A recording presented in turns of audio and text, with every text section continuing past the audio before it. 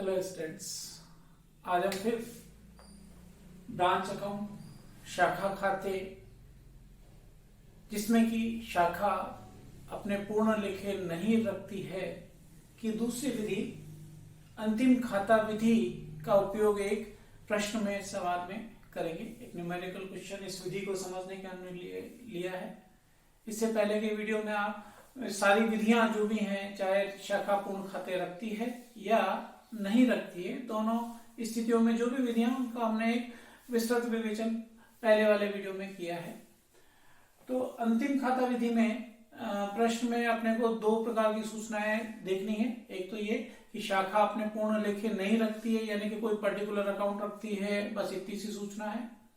और साथ में अगर प्रश्न में अपने को ये कहा गया है कि ब्रांच का ट्रेडिंग एंड P&L अकाउंट बनाइए या व्यापार खाता बना के ज्ञात कीजिए लाभ, या ब्रांच के संदर्भ की बात कही गई है कि व्यापारिक लाभ एवं हानि खाता आप बनाइए, तो इसका मतलब ये अंतिम खाता विधि ही है। अंतिम खाता विधि में व्यापारिक लाभ हानि खाता बनाकर ब्रांच का हेड ऑफिस उस ब्रांच का प्रॉफिट ज्ञात करती है।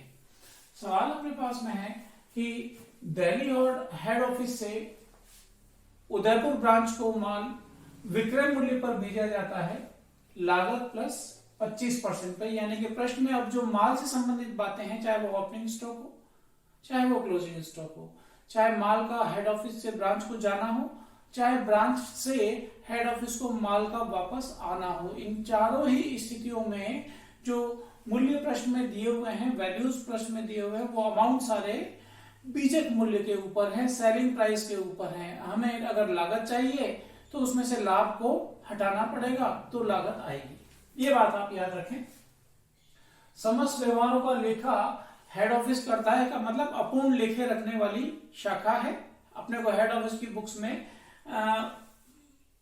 शाखा का खाता विधि के अनुसार बनाना है।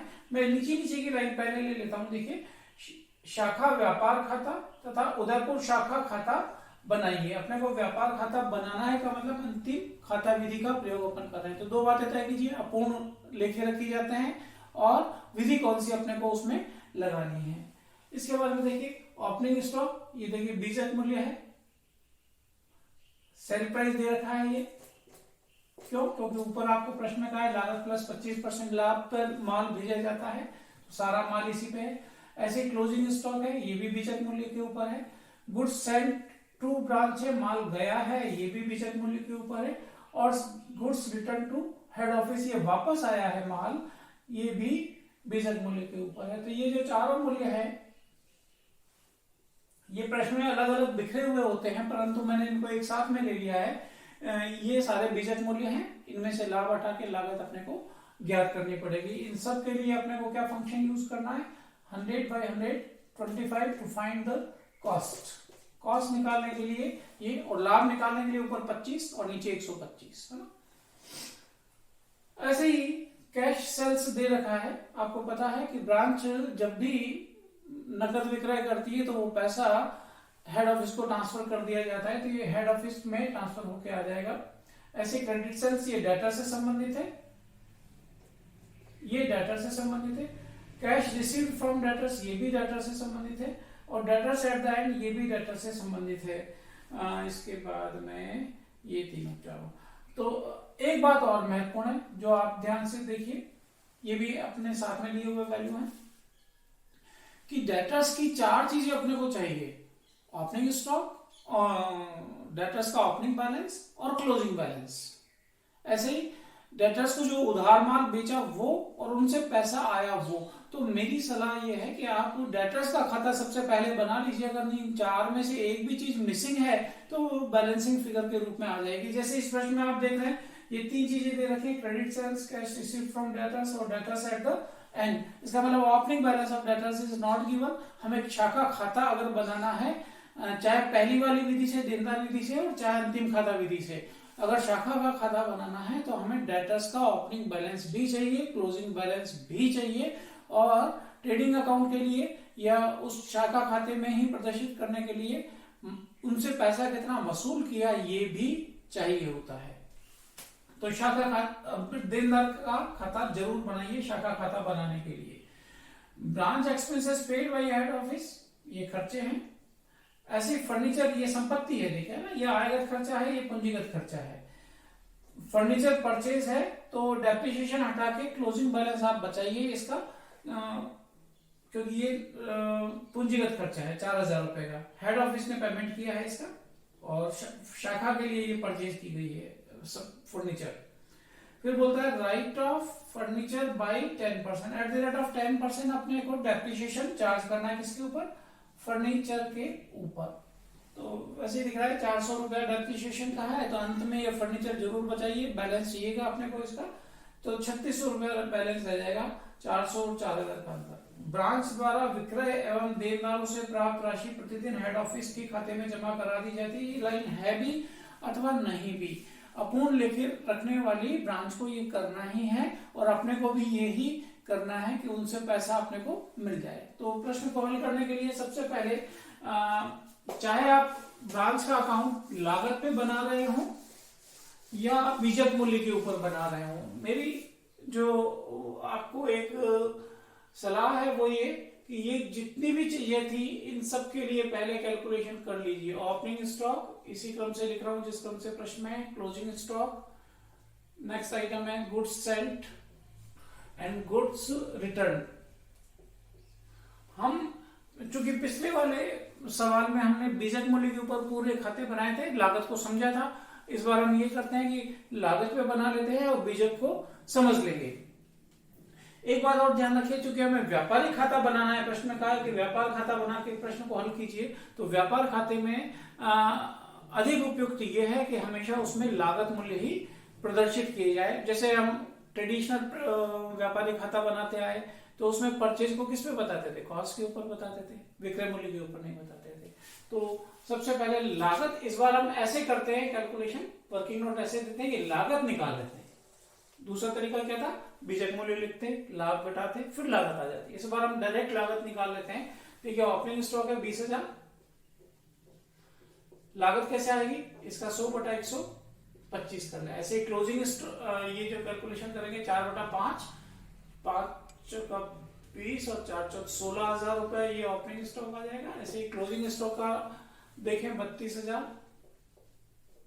इंटू 100/125, तो ये जब आप इसका 4/5 6400 24, तो ये आ जाएगा 25,600। ऐसे ही गुड्स सेंट है वो है 1 लाख का, 1 लाख का 100 से मल्टीप्लीकेशन और 125 से डिवीजन अगर अपन करें 4/5 2 80,000। इन दोनों का जो अंतर मूल्य है वो प्रॉफिट है ना, इन जो भी वैल्यू है इनका अंतर जो आप निकाल लेंगे तो वो प्रॉफिट इनमें छुपा हुआ आ जाएगा। रिटर्न जो है वो है 4,000, इस 4,000 का 100/125 अगर अपन कर ले तो 4/5 8 3200 रुपया ये लागत आ गई। तो ये एक वर्किंग नोट आप सबसे पहले बना लीजिए। मैं एक बार ये वैल्यू यहाँ पे लिख लेता हूं क्योंकि आगे के सवाल के लिए मुझे ये हटानी पड़ेगी। इसके लिए 16,000, 25,600, इसके लिए 80,000 और इसके लिए 3200। आपने ये काम कर लिया, इनकी कॉस्ट निकाल ली।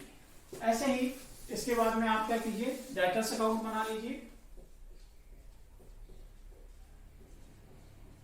डेटर्स अकाउंट में वर्किंग नोट है ये भी कि सबसे पहले क्या चाहिए अपने को, टू बैलेंस बीडी इधर, और बढ़ेगा कैसे, जबकि अपन इसको क्रेडिट सेल्स करेंगे।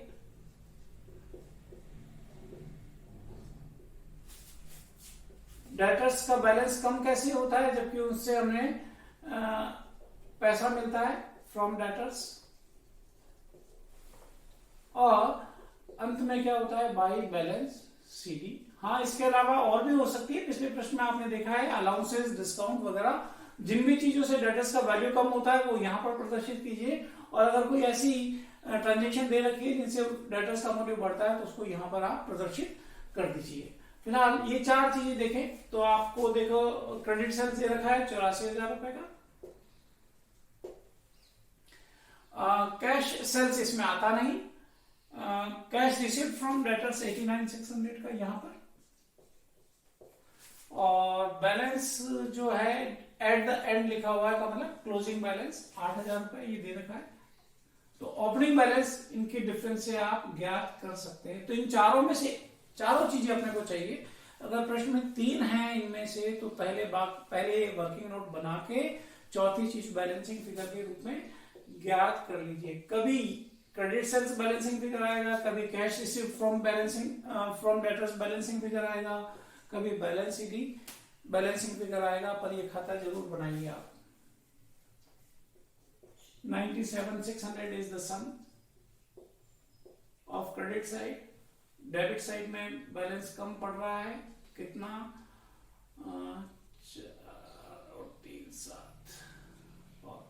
13,600 रुपया ओपनिंग बैलेंस जो प्रश्न में नहीं दे रखा था, मैं यहां पर ऑब्लिक लगा के लिख रहा हूं 13,600 इज द ओपनिंग बैलेंस। तो इस प्रकार से डेटर्स का खाता बना लीजिए। प्रश्न में अब आपने से पूछा है क्या, ये दोनों वर्किंग नोट अनिवार्य था, आप बना लीजिए अगर बीजक मूल्य इस प्रकार से दे रखे हैं तो। फिर प्रश्न में पूछा है शाखा का व्यापार खाता बनाइए। कहां बना रहे हैं अपन, in the books of head office. Head office कौन सा है, दिल्ली, यहां लिखा हुआ है। किसका क्या खाता, कौन सा खाता बना रहे हैं, Udaipur branch trading and profit and loss P&L account for the year ending on, date नहीं दे रखी इस प्रश्न में, बाकी यहां पर आप जैसे 31 मार्च 2020 अगर दे रखी है तो इस प्रकार से लिख सकते हैं।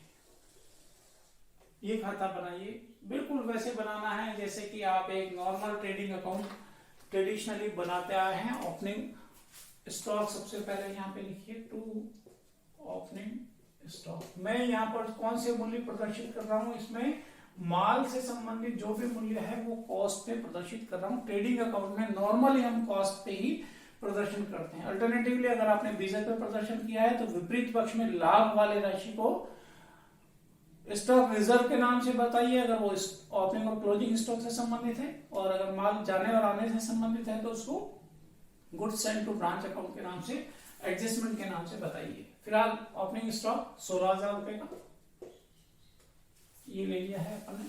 फिर अगर गुड्स सेंट है ये वाला, तो टू, ये परचेज की तरह है, goods sent to branch, cost पर कितना था 80,000 रुपए। इनर साइड में इसलिए बताइए कि हम रिटर्न को नॉर्मली ट्रेडिंग अकाउंट में यही घटा के बताते हैं रिटर्न। नेचुरली ये भी कॉस्ट के ऊपर, अलग अलग मूल्य के ऊपर डिफरेंस नहीं निकाला जा सकता। तो ये है 3,200। इन दोनों का अंतर बाहरी साइड में लिख लीजिए तो 76,800 ये यहां पर आ जाएगा ट्रेडिंग अकाउंट में। इसके बाद में सेल्स जो हुआ है वो यहां पर बताइए। क्रेडिट हुआ है तो क्रेडिट, और कैश हुआ है तो कैश। यहां पर प्रश्न में दे रखा है, देखिए 9,600 कैश सेल्स और क्रेडिट सेल्स की बात करें तो ये प्रश्न में दे रखी है क्रेडिट सेल्स 84,000 रुपया। आउटर कॉलम में जो वैल्यू हो जाएगा 93,600। अब अपने को क्या बताना है, ट्रेडिंग अकाउंट में क्या बताते हैं हम, closing stock by closing stock. Cost के ऊपर, कॉस्ट है 25,600। तो सारे वैल्यूज हो गए ट्रेडिंग अकाउंट के, योग कर लीजिए। 1,19,200 इधर, तो इधर भी 1,19,200, और इधर जो बैलेंसिंग फिगर बचेगा उसको क्या कहते हैं, ग्रॉस प्रॉफिट। कहां से आ रहा है ये, बीइंग बैलेंसिंग फिगर। तो इसका डिफरेंस आप निकाल लीजिए, 8 और 4 12, 26,400। ये यहाँ पे लेके आइए by GP 26,400 against this amount of gross profit the expenses charge are to, एक तो ब्रांच ने एक्सपेंसेस, टू ब्रांच एक्सपेंसेस जो भी किए। यहाँ पे एक बात और मैं बोलता हूँ, अगर प्रश्न में आपको इम्प्रेस सिस्टम अग्रदाय पद्धति के आधार पर, पेटी कैश के आधार पर सूचना दे रखी कि ऐसे लिखे किए जाते हैं, तो आप ध्यान रखिए। यद्यपि हम क्या करते हैं, हेड ऑफिस क्या करता है, हेड ऑफिस केवल शाखा और हेड ऑफिस के आपस में जो संबंध हुए हैं, आपस में जो ट्रांजेक्शन हुए हैं, केवल उन्हीं को यहाँ पर प्रदर्शित करता है। लेकिन वैसी स्थिति में जब अग्रदाय सिस्टम, इम्प्रेस सिस्टम के आधार पर कैश का लेना देना होता है, तो पेटी कैश रखने पर क्या होता है, ब्रांच ने जो फुटकर खर्चे किए वो ये मानते हुए कि हेड ऑफिस ने किए, वो अपने यहाँ पर पीएनएल अकाउंट में प्रदर्शित कर देगा। यानी कि ब्रांच के द्वारा किए हुए खर्चे भी यहाँ पर शाखा खाता और शाखा व्यापार खाते में प्रदर्शित होंगे, अगर वो अग्रदाय प्रणाली के आधार पर लेके रखते हैं कैश का। तो फिलहाल ब्रांच एक्सपेंसेस हैं वो हैं 10,000, और फर्नीचर जो पेमेंट परचेज किया गया है, तो अपन क्या बना रहे हैं, पीएनएल अकाउंट। फर्नीचर का परचेज का अमाउंट नहीं आएगा, क्या आएगा, डेप्रिसिएशन, है ना। डेप्रिसिएशन किसके ऊपर, फर्नीचर की लागत के ऊपर, कितना, 10%, 4,000 का 10%, तो ये कितना आएगा पीएनएल अकाउंट में, केवल 400 रुपया आएगा, 4,000 नहीं आएगा, ध्यान रखिएगा। 26,400, इधर भी 26,400, बैलेंस जो बचा वो कितना है, 16,000। क्या बना रहे हैं हम, पीएनएल अकाउंट। पीएनएल अकाउंट में खुद पीएनएल अकाउंट का नाम आ सकता है क्या, नहीं। यहां पर अपन क्या लिखेंगे, नेट प्रॉफिट। कहां से आ रहा है, बीइंग बैलेंसिंग फिगर ₹16,000। तो ये कंप्लीट हो गया अपना ब्रांच का ट्रेडिंग एंड पीएनएल अकाउंट। अगर अपने को प्रश्न में ये कहा गया कि शाखा खाता भी बनाइए, तो शाखा खाता बिल्कुल वैसे बनेगा जैसे कि आपने पिछले विधि, देनदार विधि में बनाया था। बिल्कुल वही तरीका है, कोई अंतर नहीं है। ओपनिंग बैलेंस है, सारे लेके आने हैं जो भी दे रखे हैं। क्लोजिंग बैलेंस सारी संपत्तियों के लिखने हैं, चाहे वो स्टॉक हो, डेटर्स हो, प्रीपेड एक्सपेंसेस हो, फर्नीचर हो, एक्सेट्रा, एनीथिंग। तो जो भी ओपनिंग बैलेंसेस है वो सब आएंगे ब्रांच के। और क्लोजिंग बैलेंस, क्लोजिंग बैलेंस क्या बताएगा, ब्रांच से जो लेना है हेड ऑफिस को, वो क्लोजिंग बैलेंस बताता है ना।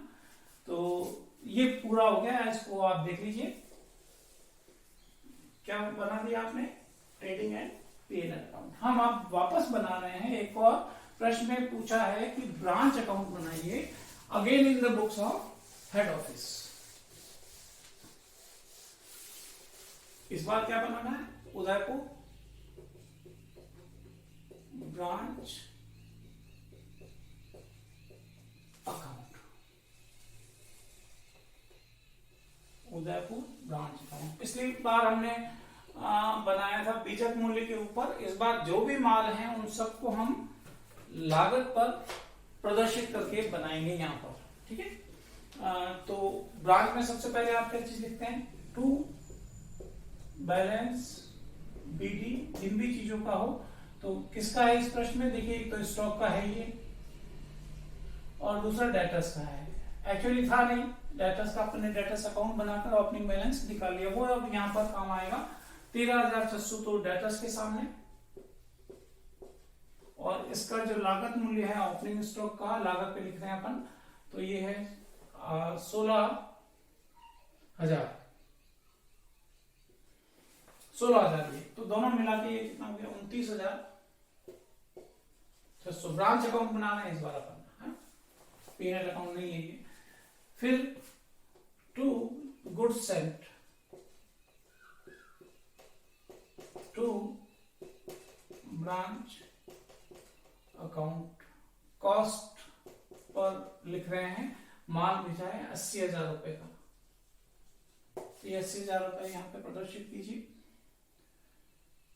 फिर goods return to head office, ये इधर आएगा। खाते का नाम देखिए समान है, गुड्स सेंट, अभी भी सेंट ईयर लिख रहे हैं, टू ही लिख रहे हैं, ब्रांच अकाउंट है ना, फ्रॉम नहीं लिखा जाता है, खाते का नाम नहीं बदलता, खाते का नाम वही है। ये रिटर्न है, ब्रैकेट में बताइए इसको, रिटर्न। लागत पे बताइए 3200 रुपया, ये लागत आ गई। फिर ब्रांच अकाउंट में क्या चीज लिखेंगे, पैसे का आना और जाना। तो आएगा किससे, बाई बैंक। ब्रांच ने जो नकद विक्रय किया है इसके खाते में सीधा जमा करा दिया जाता है। तो जो आपने पैसा डेटर से उन्होंने प्राप्त किया है वो यहाँ पर आ जाएगा, और कैश सेल्स यहाँ पर आ जाएगी। कैश सेल्स, कैश सेल्स प्रश्न में दे रखी है 9600। और डेटर से जो पैसा उन्होंने प्राप्त किया है, रिसीव्ड फ्रॉम डेटर्स, वो भी यहाँ पर आ जाएगा।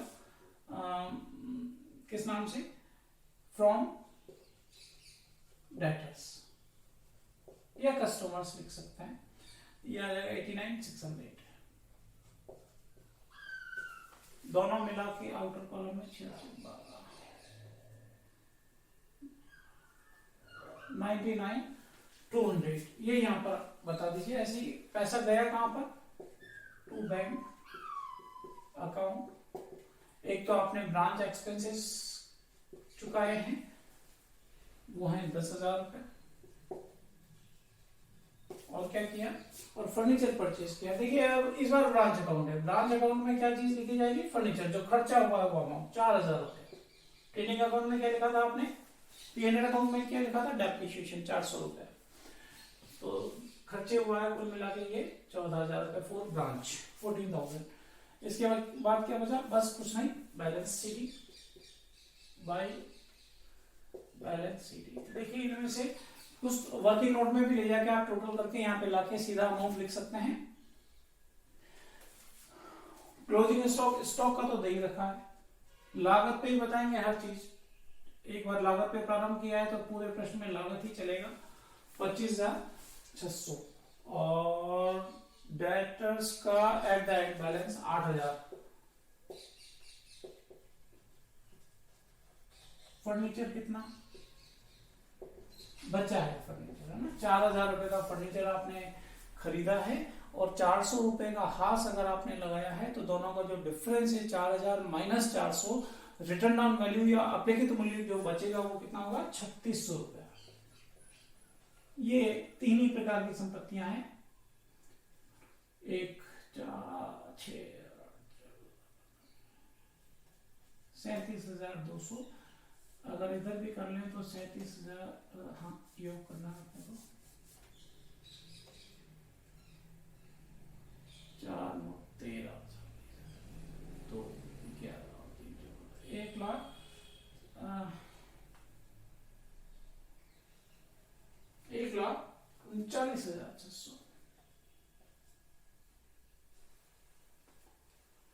9 3 12 12 19, 1,39,600।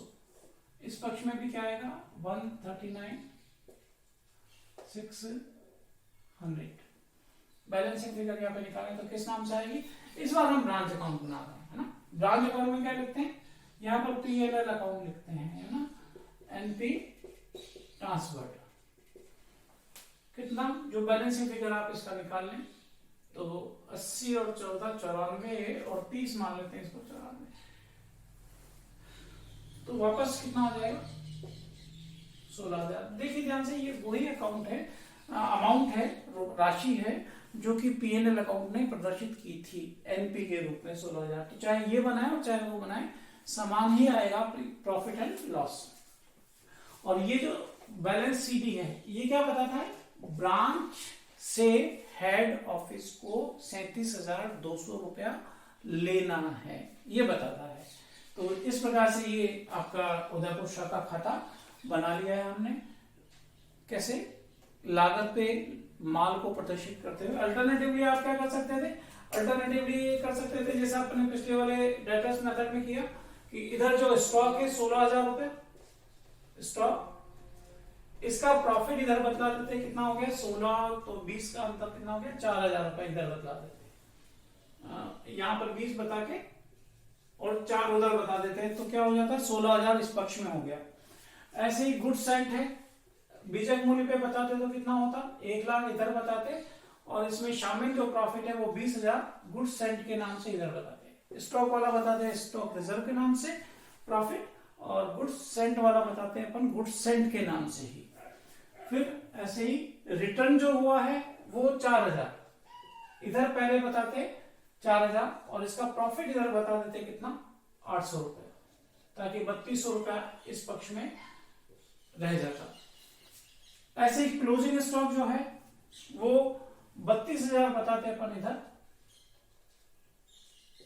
और इसमें जो शामिल लाभ है वो स्टॉक रिजर्व के नाम से बताते इधर, यानी कि कितना हो गया 4,400 6,600। तो इस प्रकार से प्रदर्शन करते अगर बीजक मूल्य पर प्रदर्शन कर रहे होते। तो ये अंतर आता जहां जहां पे ये राशियां हैं 16,000 की जगह 20,000, गुड सेंट 1 लाख की जगह 80 की जगह 1 लाख, और ये दोनों एडिशनली आ जाती है यहाँ पर। ऐसे ये दोनों वैल्यू क्रमशः यहाँ पर और यहाँ पर होते, और इनका लाभ इस पक्ष में आ जाता। तो ये आप चाहे तो बीजक पे भी बना सकते हैं, लेकिन चूंकि व्यापारिक खाता अपन नॉर्मली लागत पे बनाते हैं तो शुरू में ही वर्किंग नोट देके आप लागत मूल्य निकाल लीजिए और उनको ही प्रदर्शित कर सकते हैं। तो ये दूसरी विधि अपनी अंतिम खाता विधि, जिसमें अपने व्यापार खाता भी सीखा और शाखा खाता भी बनाया। आगे और वीडियो में अगली वीडियो को हम देखेंगे। धन्यवाद।